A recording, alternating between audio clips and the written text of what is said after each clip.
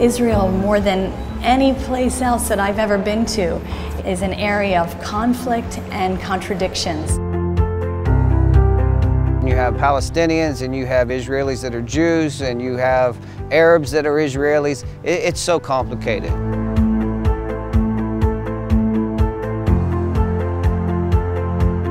So this is the Golan. We're now standing on this volcano here, and if you guys look directly below us, almost the entire border between Israel and now Syria is under control of some very radical groups. There is certainly the benefit in coming here and seeing it for yourself. It's one thing to read about it, it's one thing to listen to the news about it, but you come here and you get an accurate picture. You see for yourself.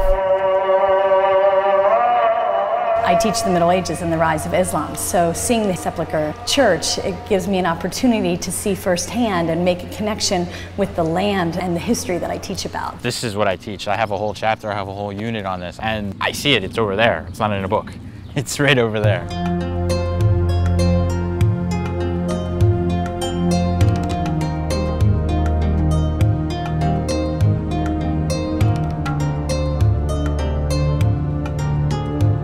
We have to be educated and go and study. There is no employees for everyone. All of us work in order to let our students be successful people.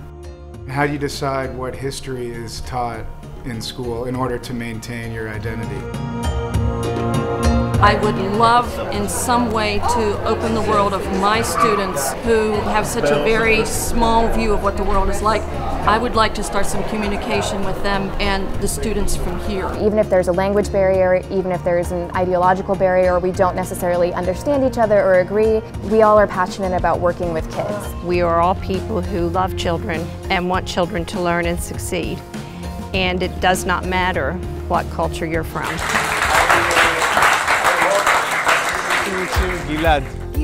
Gil, it's easier for you, so Gil, it's, yeah, come. I think it's very difficult to really understand a place or a region until you actually get on the ground and start really talking to people. We think of Israel more as a salad bowl, like everybody maintains their own identity. So I didn't really quite understand the coexistence then. If you don't really want to blend, it's confusing. It really makes you understand the culture so much better when you are actually staying in their homes. We've been sitting on all these panel discussions, and we're also a big group, but this is a more intimate situation. We can one-on-one. The popular image of the settlement is a long-bearded guy with a huge kippah, right, and a Uzi submachine gun leading a brood of his little kids up and down hills firing his gun at Arabs. That's the stereotype. The goal of Center for Emerging Future is to create partnerships between Israelis and Palestinians. Meeting all these different people that we've met, it allows us to incorporate many of those lessons into our classroom, just from many different perspectives. Having an experience like this one helps us to make the world a smaller place.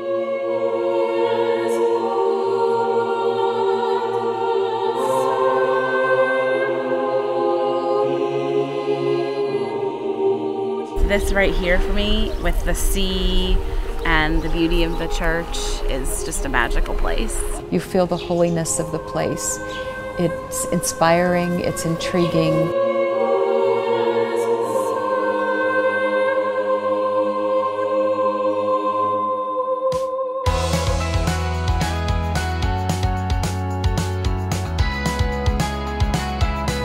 Masada in Hebrew is mitzada, and it comes from the word mitzad, which means fortress.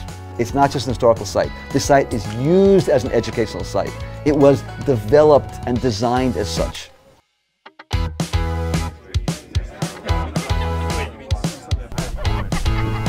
Something I've been looking forward to. I never thought I'd have this opportunity to float in the Dead Sea. You can feel the salt and you just float right away. It's very interesting. It's nothing like I've ever experienced before. That was cool. And it feels like a bath too. It's very warm. There we go! Woo! I wouldn't pass up on it for anything in the world. I mean, this is a wonderful trip. It's so well organized. That's really powerful for educators to get that experience. I hope to encourage other teachers to come with Classrooms Without Borders just for the affirmation of what they already do. Classrooms Without Borders opens minds and opens hearts to help people to understand one another. The lessons that I'm learning here about the people of Israel, yes, I'll take that back to the classroom, absolutely.